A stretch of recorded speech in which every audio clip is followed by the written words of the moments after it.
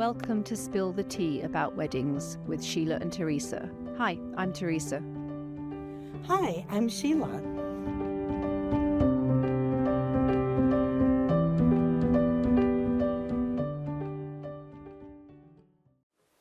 Hi, welcome to Spill the Tea about weddings with Teresa and Sheila, and we have some guests today. So I'm Sheila, I'm with Finest Details. I am a planner, florist, and I do real pretty event decor. And I'm Teresa, the owner of the English Country Barn, beautiful wedding venue situated in Magnolia, North Carolina.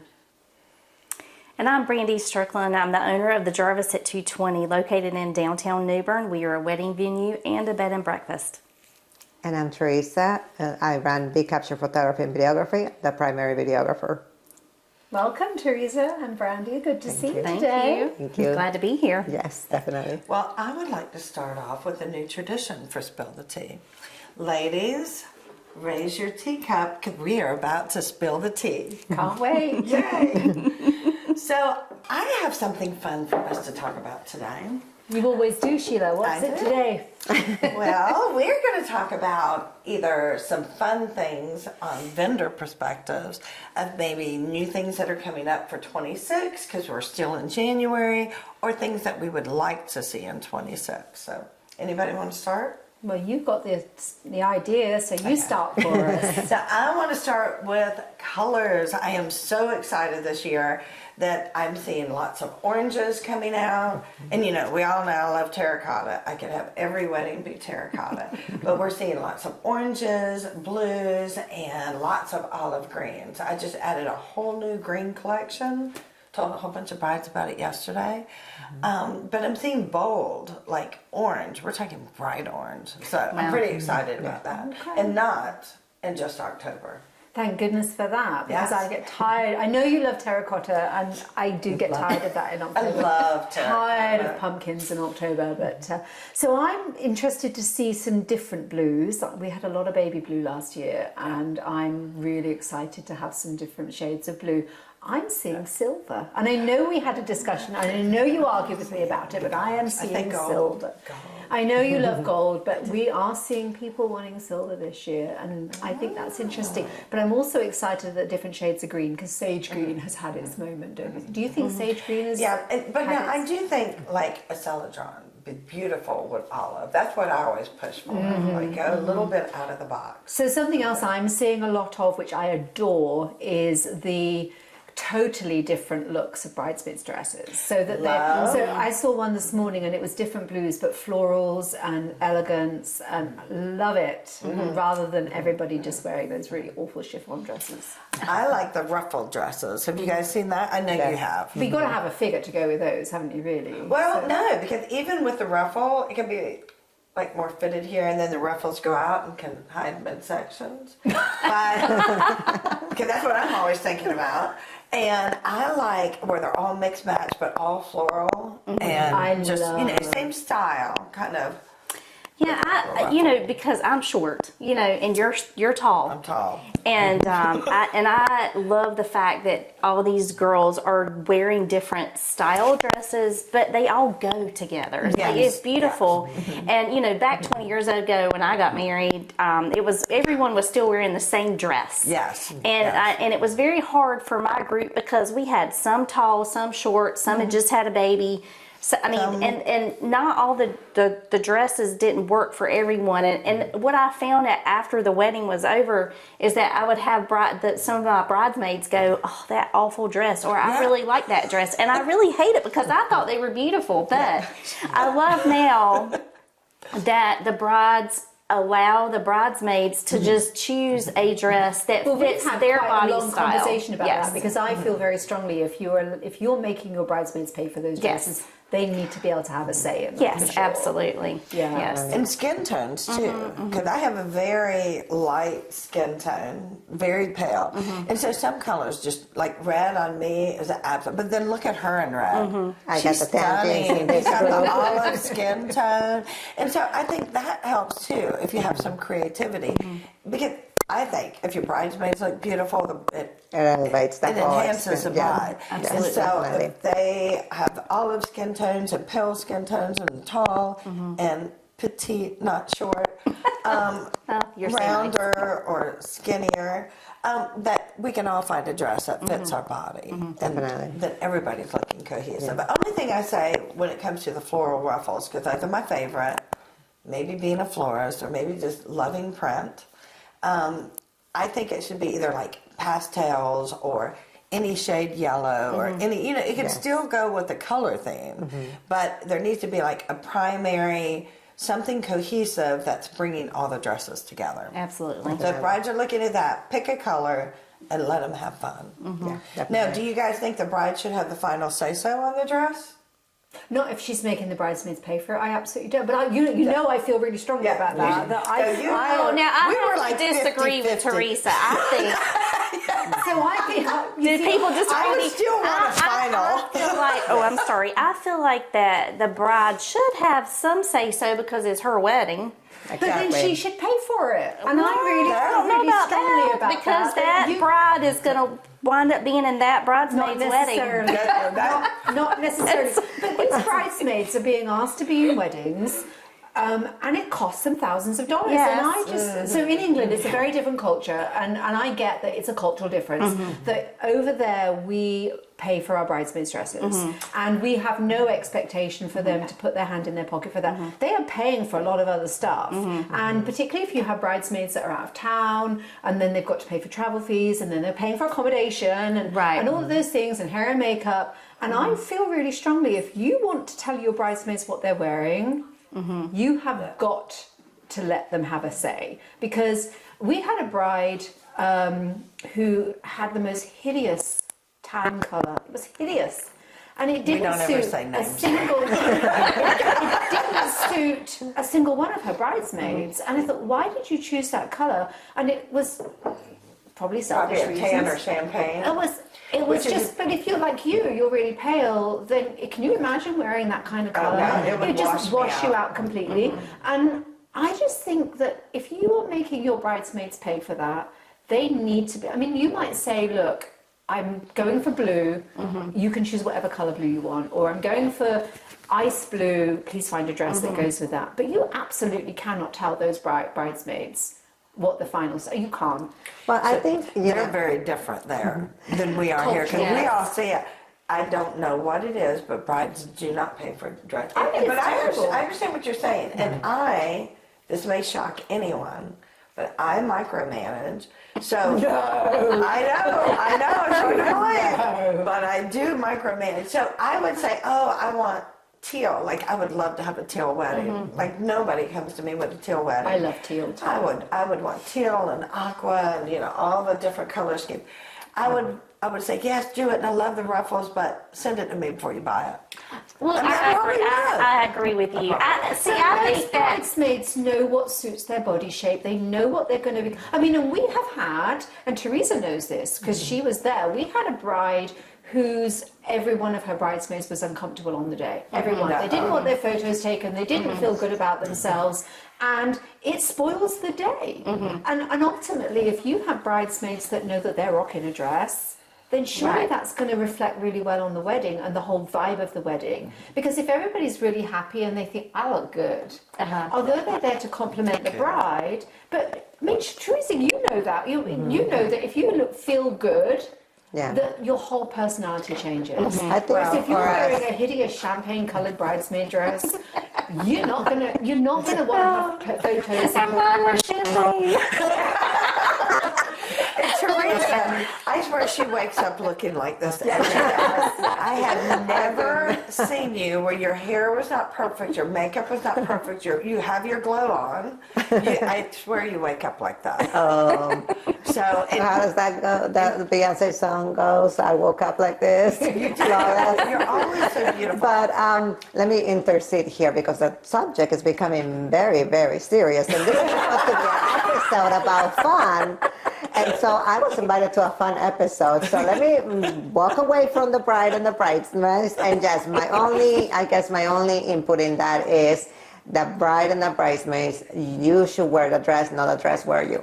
Yeah. And then I'll cut it there, and then I'll go to what I would like to see more and what I've started seeing in 2026 groom and groom having opinions and experiences for their groomsmen. Yes. Actually incorporating the groom. Poor groom, most of the time they're an afterthought. Most of the time they're left in a room to fend for themselves and just hang in there. And if you leave them in there with alcohol, you're going to have a groom pretty tipsy by the time that, they're walking down the aisle. But I'm seeing a little bit more grooms actually speaking up and saying like, hey, you know what? We really enjoy football. How about if I bring a football and we capture some video of me and my groomsmen Those are playing some football? of my favourite photos that you've done. I love them. And did you Definitely. see we've just put a putting green out there so Yes, that the groomsmen exactly. love. And what's the bag toss? Oh, cornhole. Yeah, cornhole. Yeah, Yeah. cornhole's everybody's I favorite. tend to feel that that's quite often for the guests at reception, whereas Versus keeping that the groom, boys yeah. ready and Love occupied a during. putting green. But I mean, but it can still be. You can still use the green for football. And Right. my favourite photos are, you did some Exactly. recently with the guys mucking around on the golf course, on the golf cart golf too, cart. yeah. Oh my God, they're such Yes, fun because I feel photos. a lot of times, with the groom and the groomsmen, they are, allotted 1 hour in the whole day for their pictures, and that's about it. Yeah. And then they're just like, okay, stand here and pose. And so you are just posing. But I feel like now brides and grooms, they want to actually see the genuine emotions in their wedding day, and they want to actually enjoy the wedding day and not just pose for pictures. Sit there and pose for 3 hours for pictures next to each family member. But lately I've seen a lot of grooms that started to actually like speak up and say like, yeah, I want to also do a cigar bar, have a barber, or things like that. So I really think 2026 should be the year of the groom, where the groom actually has an experience because. And I guess I see it from my perspective as a videographer. If they're just standing there posing, that is a boring video. But if I have them doing something, then it's a more lively video. And I think at the end of the day, if the groom also loves the video and the bride sees the joy in the groom, that's what's going to get put out there, and they're going to show it to each family member. And so at the end of the day, that's like free marketing for us, right? Like, here's my venue, look at how much fun they had, here's the video that we produced. So I really feel like not leaving the groom as an afterthought and actually like incorporating him and having him and his groomsmen do something fun would be something really I nice know, to see. something I tell Ian all you. the time, because when he does tours, he always says, well, of course it's all about the bride. I say, no, it's not anymore. It's about Exactly. everybody. And I always incorporate the groom and say, what things Yeah. for your wedding day are important to you? Is it the food? Is it the dancing? Is it, a cigar bar? What things do you really, really want definitely. to have? And they're always my favourite photos. When I It is, scroll when people through. are It's genuinely having fun, Yeah, post which- photos. I think Yeah. post photos are going away as well, They don't are. you think? Oh, People definitely, are- big time. Are not Yep. quite so interested. Don't you see that at your Yeah. weddings? Yeah. That they're just not. They're not. That's why now, like, if you see on all of the weddings or majority of the weddings, you have experiences where like they'll do like the musical chairs, or they'll do something where like all the groom and the bride go to each table, or they set up a table in the middle of the dance floor, and then all like the the different tables, the different guests come to them, and then they pose funny, they pose silly, because everybody's kind of overdone with overkill with like the pose pictures next to each person, so they want to make it a little bit more of an experience at this point. So on that, I also want to see more experiences for the guests as a whole too. Yes. Because I do feel that a lot of times, and I know you guys see it, you have a wedding that's like, if you're a guest, you get invited to a ceremony, let's say around 2, 3 o'clock, and then you're expected to be there until 10, 11, the send-off. Right. But once the ceremony is done, you have cocktail hour, you come in, you do your dinner, and then, you do maybe the dance, the cutting the cake. After that, it's just that time where people are just dancing if they're dancers with a DJ. And of course, DJs are, reading the room and getting people up and stuff. But by the time send-off comes, if you had a party of 100 people, you have 20 people. And so your send-off looks very empty.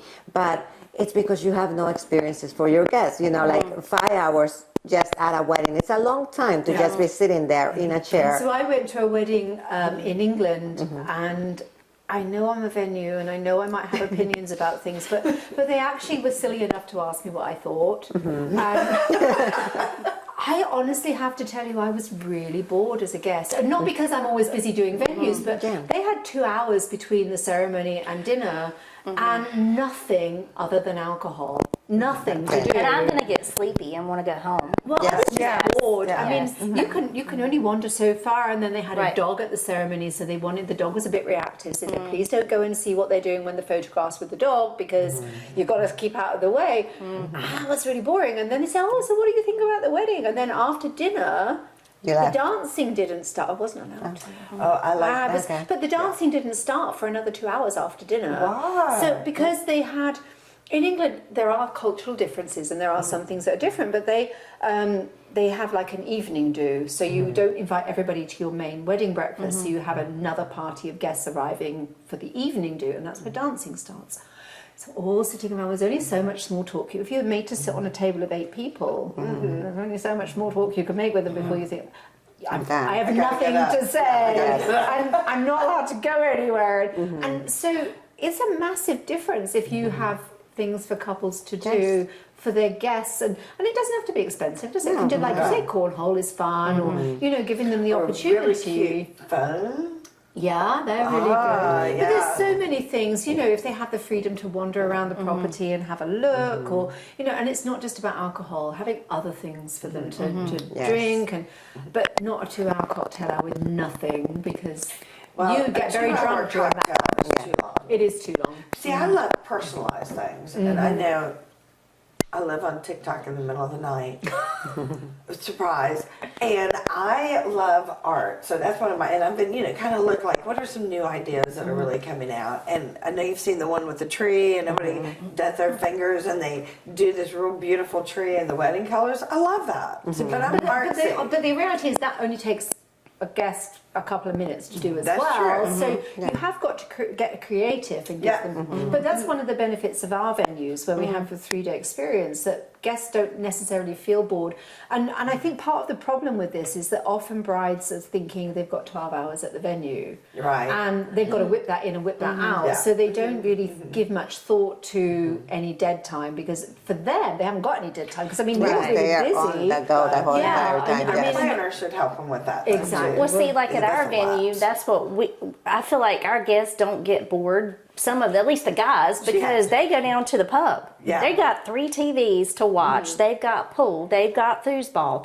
They've got plenty of things. If you are bored and you want to be entertained, you can go down there and be entertained. They have like a underground pub in different rooms. It's Right, really, it's yeah. one of my But favorite I do spots. think about that, because I have been a guest at a wedding, and I do find myself sometimes getting sleepy. So my question is, do I leave or do I drink more? Yeah, exactly. Do I need to stay? And if I need to stay, I'm going to have to drink more.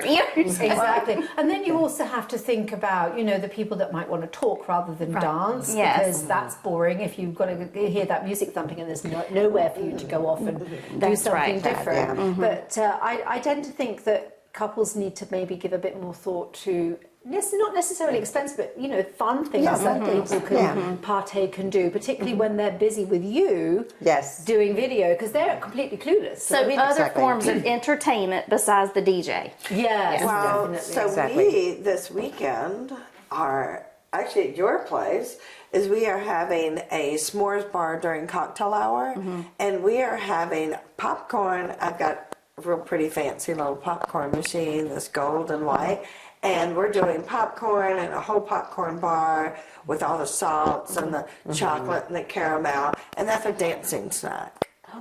So see, I love dancing snacks, because by the time you've eaten, been drinking all day, or at least 5 hours by then. I love dancing snacks. Especially Bring out salty the dancing dessert. snacks. Yes, not the cake, because the cake mixed with alcohol is not always great. But Right. if you've got something salty, Right. it soaks it up. It would make you drink a bit more. Then you won't be sleepy. So what else do you think is coming in this year? What are you seeing, Sheila? So one of the things that I ask my couples, like, what is your top 5 most important when we're planning? And we do that early on. So the first meeting that I do with every couple is always our budget. So for me to find out, taking their total and dividing it, is what is most important. Because if it's photography, then that might raise their bill in that, or food. And do you know what I'm hearing everybody say is food? Food, I'm hearing This is food. the year of food. Like Yeah. everybody is really wanting to get elevated food. And they're Plated food too. We're seeing a lot more Yes. plated food Yes. this year. Which this year I'm seeing a lot more formal too, and I'm so excited. Like I want furs. I want when you have your jacket on, I'm like, oh, I love it. Like I want to see people dress, and whether it's a T-length dress or a formal dress, I want to see people take the time to dress up for a wedding, and if so, they deserve a nice plated meal. But I love that people are taking food seriously. Yes, definitely. And you know, and I'm telling them, do the food tastings. Do not. I would not want you to pick a photographer and never see their photography, or pick a venue with never visiting the venue. So why are couples choosing food off of one little sample? I'm like, no, you need to pay. If you need to pay, pay for it. You need to pay for a tasting in a variety of what you're interested in. And so I'm seeing that a lot more. It's like people go taste or cake, but they may not taste or cater. Like that should be very important. And so maybe, and other people may be encouraging this activity more. Maybe that's why we're elevating our food. I think that Yeah. everybody feels like I do, and they're sick of green beans and macaroni and cheese, to be honest with you. Yeah, see, we need a little more elevation. Yeah, we need, We need and I think fur, and we need, we need a little elevation. I'm enjoying this being a more formal year. Like, I'm excited. Like, I'm excited to see people dress up. And, you know, when couples spend so long planning their wedding, and they're investing so much in the color and the flowers and the design and the style and their photographers and their music, they put a lot of energy into making this day not just about them but the guests, because realistically I would say, you know, put me on a cruise, send me to Tahiti. So it's about the guest experience as much as it is the couples. I think people are beginning to realize now that, you know, the whole Pinterest thing about, oh, we need all of this decor and these flowers and can be secondary. Roger. I'm Roger. sorry. Be careful. Be careful. I just think that they're realizing that the experience is more, and I know, Sheila, but you're a planner too, and you can create a massive, wonderful experience and not necessarily have the budget for florals. But I'm sorry, but I do feel that people are beginning to understand that the whole experience is far better. And I say to my couples all the time that nobody is ever going to leave your venue saying, oh, those blue napkins are amazing. Right, But they right. are going to leave the venue saying, oh my God, that DJ was brilliant. Or, oh my God, that food was so good. Or wasn't it a fun cocktail hour? Right. That's what people remember. They don't remember whether you had carnations or roses. They don't remember. And I know I love you, but those are, I know you. I love real flowers, and I think it's stunning. But the reality is, if they have a budget, I mean, we would all love them not to have any budget, and they can just do what they want with everything. But I do think that couples are beginning to understand that the experience is way more important than the frou-frou. I'm 100% on that. Now, I still say you need food. Like, can't go in and just have a wood table like this at your wedding and throw a beautiful dinner. You need a little food. But Yeah. experience, I think, is number one. Absolutely. And I love that we're seeing so much more attention to detail being done, and that brides are taking in the whole. I mean, it's just like everything is just being elevated.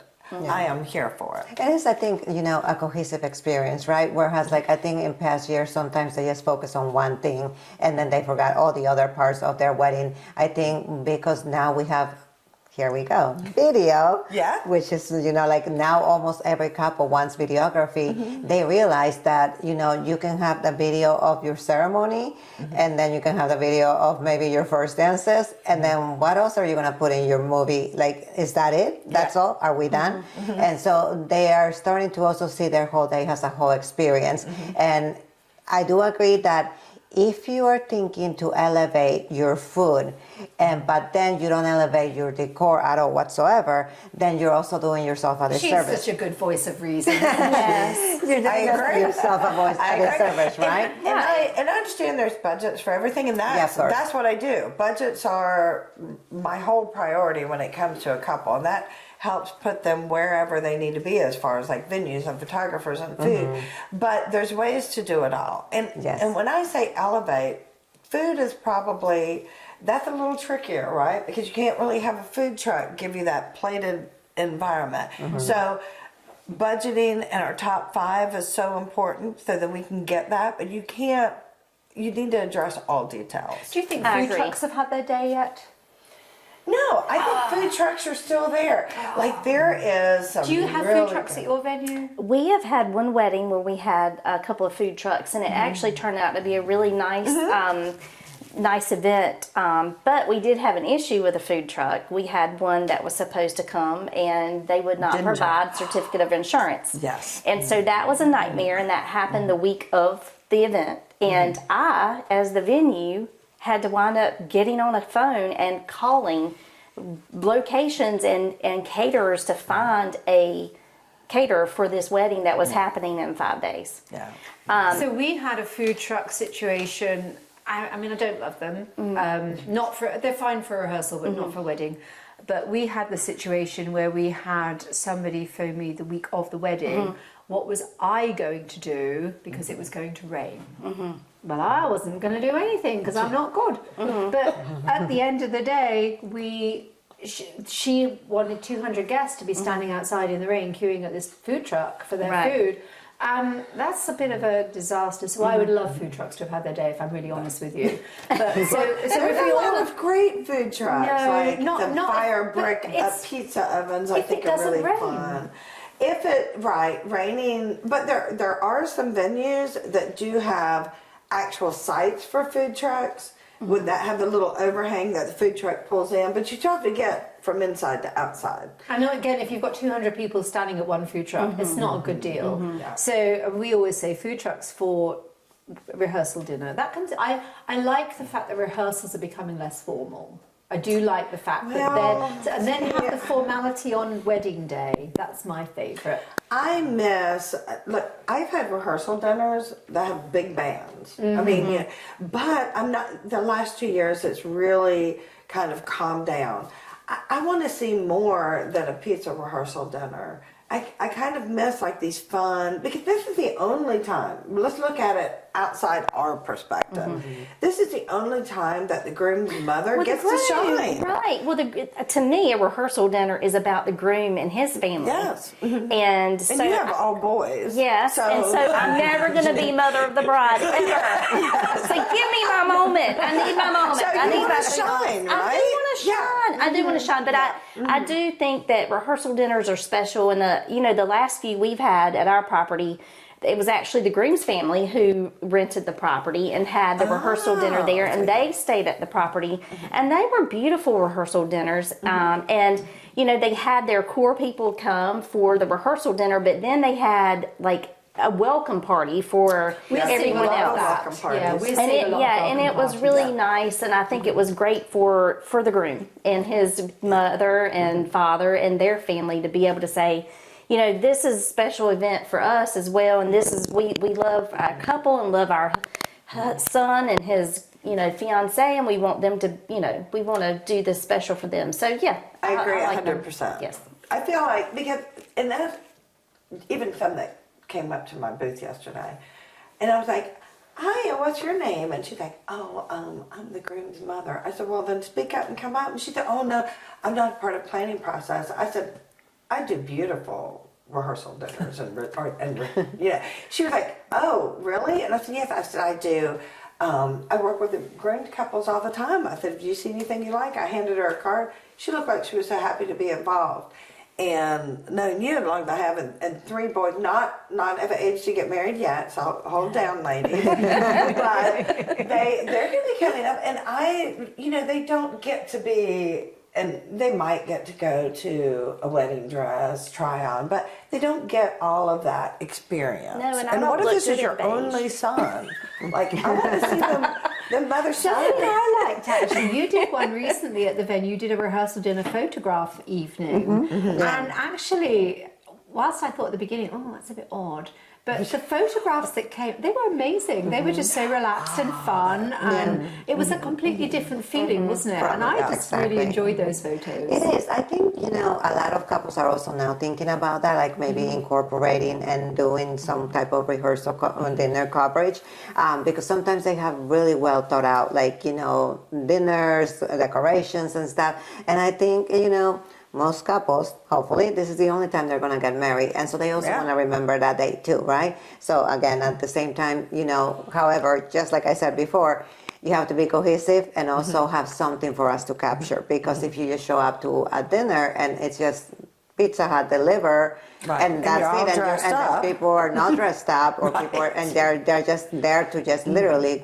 run through the, like walking down the aisle, this is where you line up and that's it, then there isn't really much to capture. So I would say it's something that I think it's lovely when you have stuff going on too in the rehearsal dinner, because that's our other memories that you want to capture.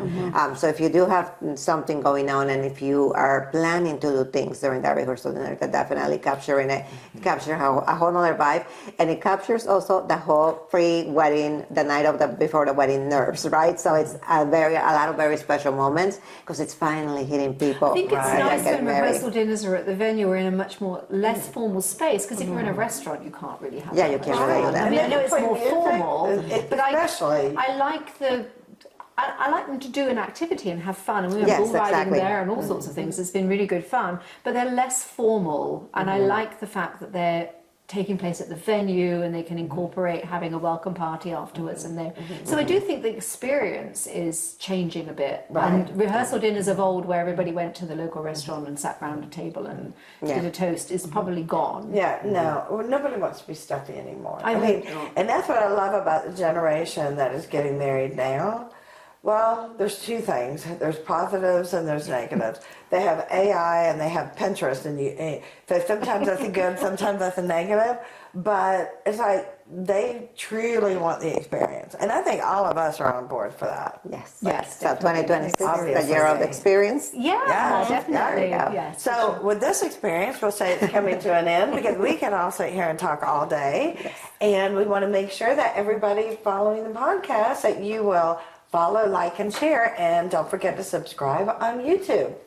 And we've spilled the tea. Thanks. Spill the tea.